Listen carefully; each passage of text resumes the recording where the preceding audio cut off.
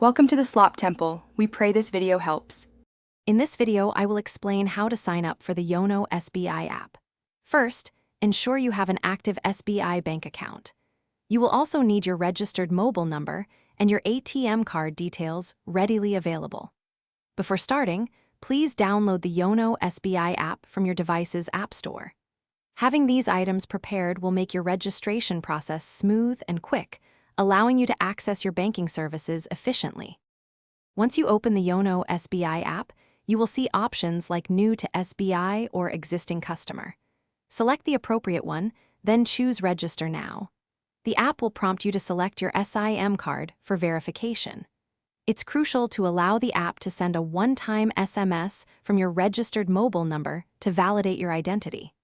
This step ensures the security of your account and links your device to your banking profile. Next, you will need to input your SBI account details, including your account number and your date of birth. Following this, you'll create a secure user ID and a 6-digit MPIN, which you will use for future logins. Remember to choose strong, unique credentials. Carefully review all the terms and conditions presented, and once you agree, accept them to proceed to the final stage of your registration. Finally, verify all the information you've entered to ensure accuracy, then confirm your registration.